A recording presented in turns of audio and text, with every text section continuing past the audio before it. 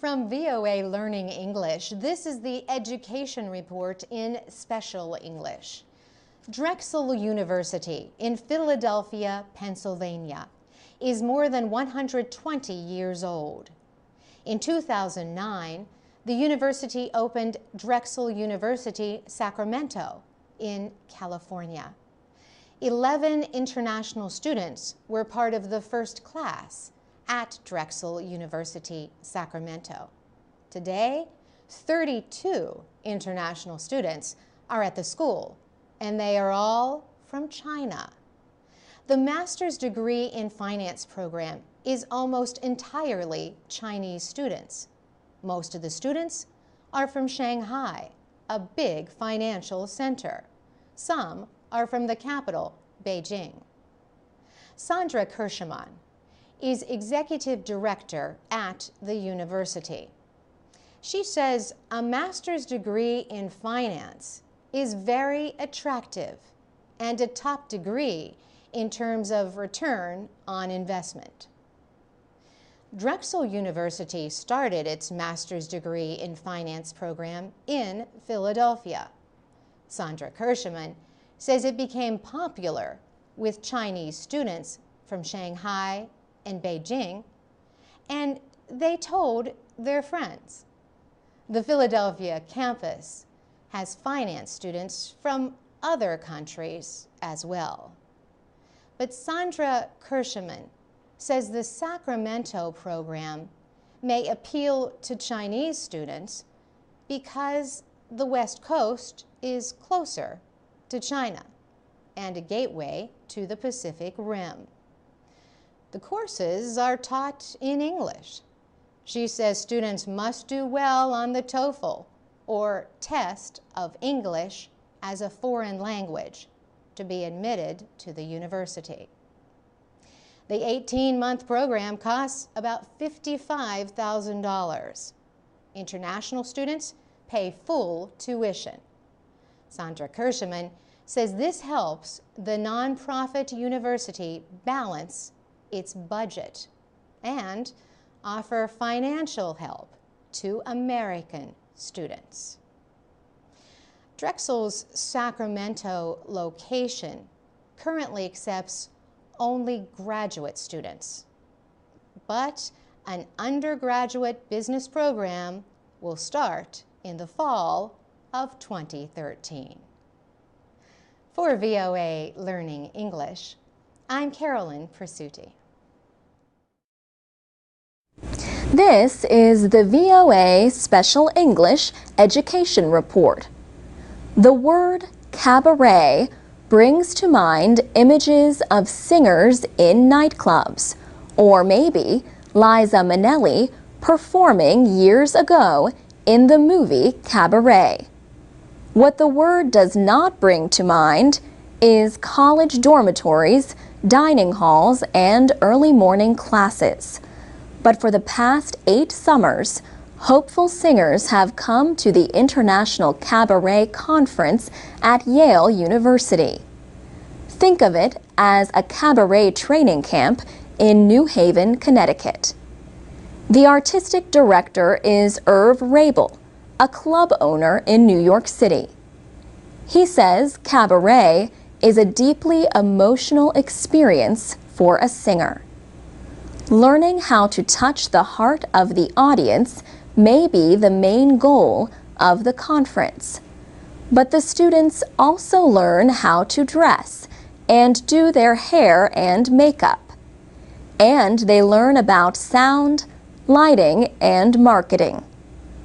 The 38 students this year were ages 16 to 66.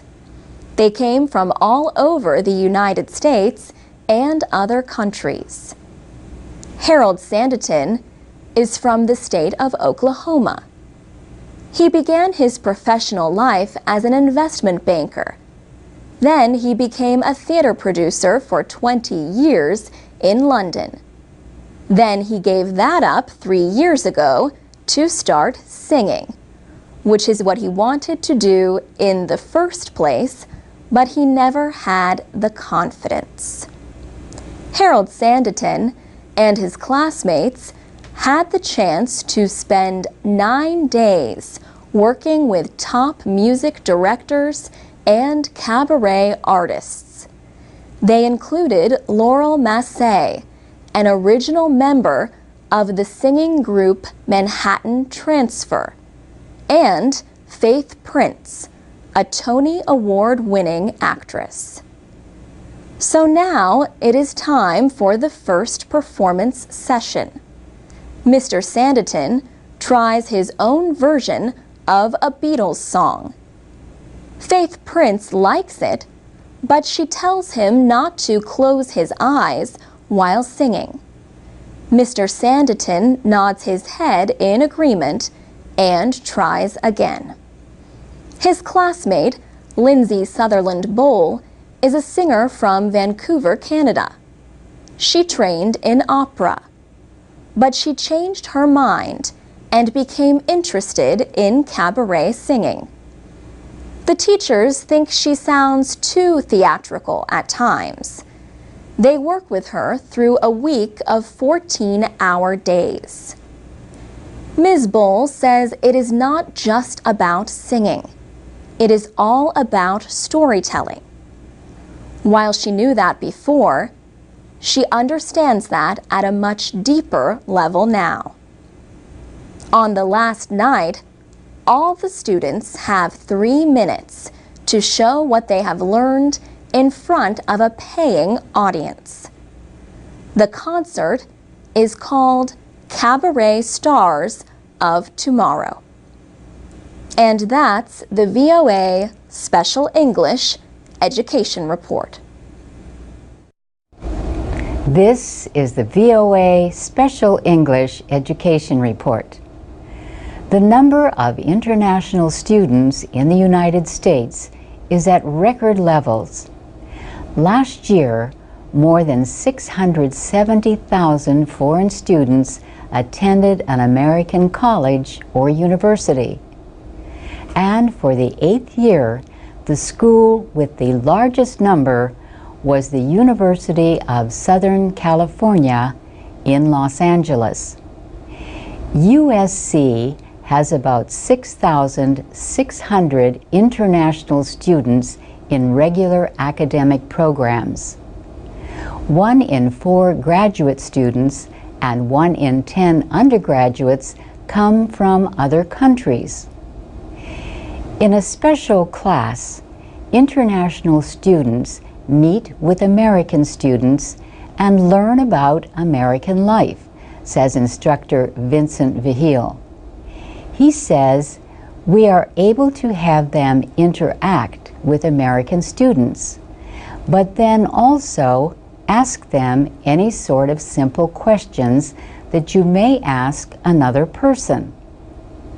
What do you like to do for fun? Why did you choose USC? What do you do on the weekends? Just simple things, so that way they get to understand what it means to be an American student. Sports fans know the University of Southern California for its athletics, but students say they come for the strong academic programs.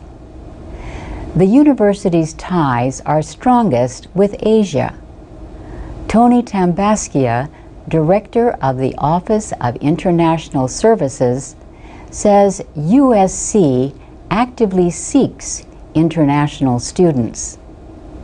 He says, we currently have students from about 115 different places of origin around the world. India is first with over 1,500 students. We have almost as many from mainland China. Yuan-Si Zhao from Beijing is working on her master's degree in communication management. She says, I have lots of friends that came to USC. That is the main reason I wanted to come. Some students come to study business or liberal arts, or to attend the university's highly rated engineering school. Indian engineering student Rahul Kola says the international student population was part of the school's appeal. California's climate is also appealing. Foreign students not only give schools more applicants to choose from, they also provide money. Undergraduate students from other countries usually pay full tuition at American colleges and universities. Only a small percentage receive financial aid. And that's the VOA Special English Education Report. Check out our Foreign Student Series for those interested in studying in the United States. Click on the link at voaspecialenglish.com. This is the VOA Special English Education Report. For years, the University of California, Los Angeles has done a national survey of first-year college students.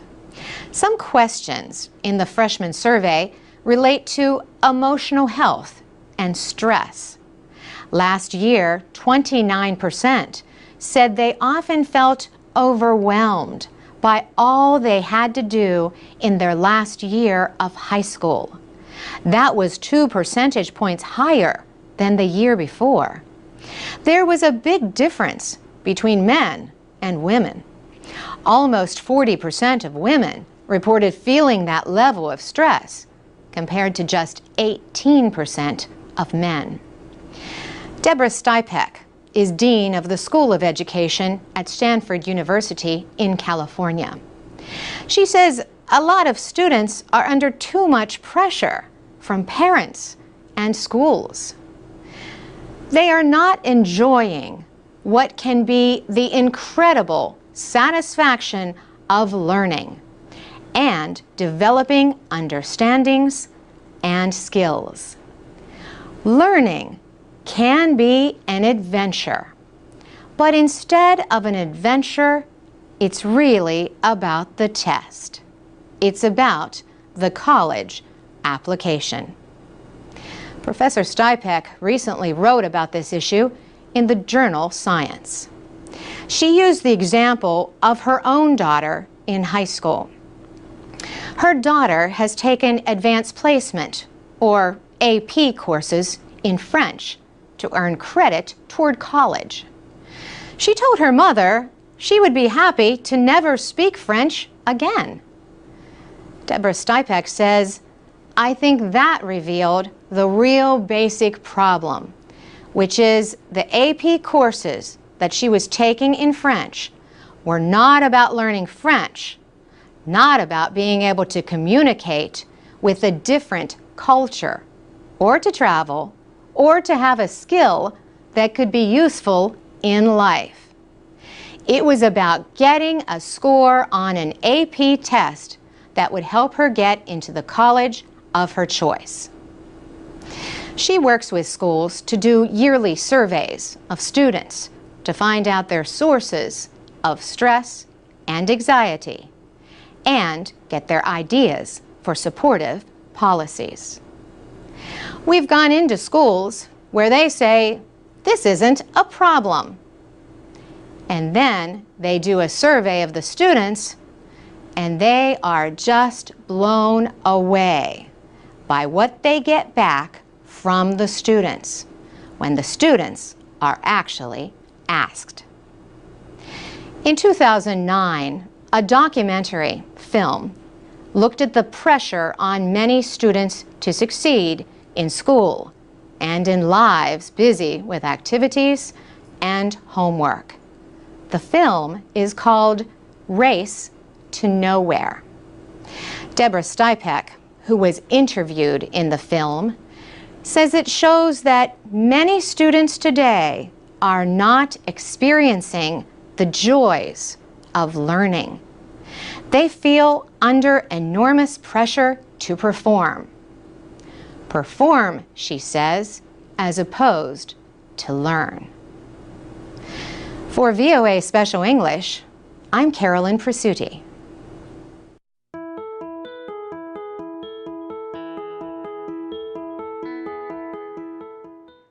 From VOA Learning English, this is the Education Report. Entrance examinations have been causing problems at the University of Liberia in Monrovia. The exams help to decide whom the university will accept as a student.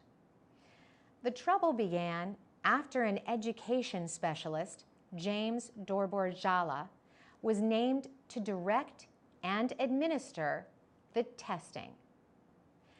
Recently, about 25,000 high school students took the test, but failed. Mr. Dorborjala says he and his team want to show that a fair examination can be held. He says some Liberians think they cannot enter the university unless they make a financial gift in return. He said the university has been trying to decide how to oversee the process so that people's abilities would be measured on the basis of their performance on the examinations. Last year, the University of Liberia accepted about 7,000 new students after they took a similar exam. But that test was judged differently. Mr. Dorborjala says the university sought his help because it had problems in the past with entrance exams. The country's Minister of Education says she does not think that all the students failed the test. Some of the students have held protests at the university. They say they were cheated out of more than $20, which was required to register for the test. It appeared that the university would have no first-year students until Liberian President Ellen Johnson Sirleaf met with university officials. The officials then said they would lower admission test requirements and accept at least 1,600 people. Mr. Dorborjala says the most recent test results were based on raw scores. A raw score does not take into account how well individuals perform within a group of students. For VOA Learning English, I'm Carolyn Prasuti.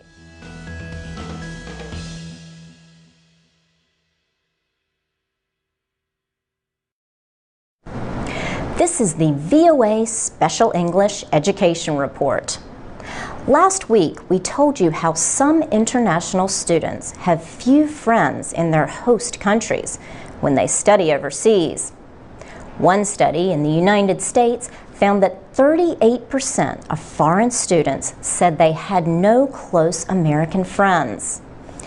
Communications specialist Elizabeth Garys studied more than 450 foreign students.